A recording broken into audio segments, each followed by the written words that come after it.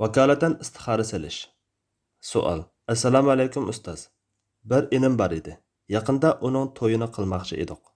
Uning istixora silib mangmoqchi bo'lgan yo'lining dunyo va oxiratligiga eng yaxshi yo'l yoki emasligini ayrig'udak holati yo'q.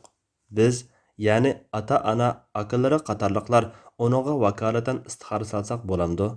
Bo'lsa, namozdagi tashahhudda o'qiydigan istixora duosini azpaz o'zgartirishga to'g'ri keladi ekan. Qanday o'zgartimiz? Javob. Va alaykum assalom va rahmatullohi va barakatuhu. Barliq hamd sanolar Janobi Allohga bo'lsin. Durud va salomlar payg'ambarimizga, u zotning oila taobatlariga, ashablariga va u zotga toki qiyomatgacha ergashganlarga bo'lsin. Istixora salish kishi ikkilangan bir yoki bir qancha ishdan eng xayrli bo'lganiga yo'l ko'rsatishni Allohdan tilashdir.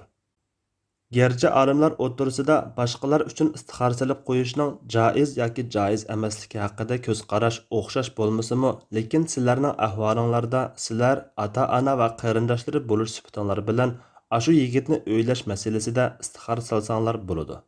Chunki sizlar, ya'ni ota-ona, akalar ashu yigitning to'y masalasida qaysi oilaning qizini elib berish, uningga va sizlarga xayrli ekanligida bosh qotiryapsizlar. Şoňa sizlarni vakolatan istixora salg'uvchi demay, o'ziga istixora salg'uvchi desakmi bo'ladi. Buningga binoan istixora duosini munosib shaklda o'zgartib, mundaq desanglar bo'ladi.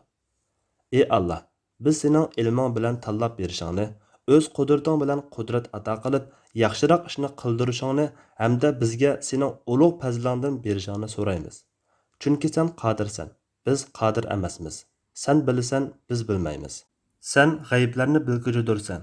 Ey Allah, navoda sening ilmingda bu ish, ya'ni palonini pokoni qizga o'ylash, bizning va palonchining dinimiz, turmushimiz va ishimizning oqibatida xayrlik bo'lsa, bizga uni to'g'rilab bergin.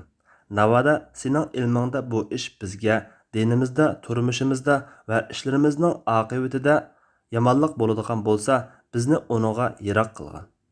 Unimi bizdan nari qilib, uni kallamizdan chiqarib etgin. Qayerda bo'lsa bo'lsin bizga xayrlikni putgin. Keyin bizni shu xayrlik ishni qilishga rozi qilgin. Istixora duosini namozning ichida salom berishdan burun o'qisimi, salom bergandan keyin o'qisimi joizdir. Yaxshisi hadisning andin degan lafzi bo'yicha istixora duosini namozdan keyin qilishdir. Uning ustiga ko'pincha kishilar istixora duosini yodi bilmaydi.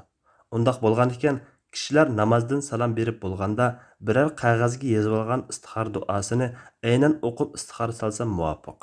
Bo'lmasa namozda istixora duosini yoda o'qiy olmay, yo qog'ozga qarab o'qiy olmay qoladi. Vallohu a'lam bis-savob. Alloh eng to'g'risini bilguchidir. Fatvoda Dr. Abdul Aziz rahmatulloh. Fatvolar majmuasi 2-tom. 114 numurliq fatvo.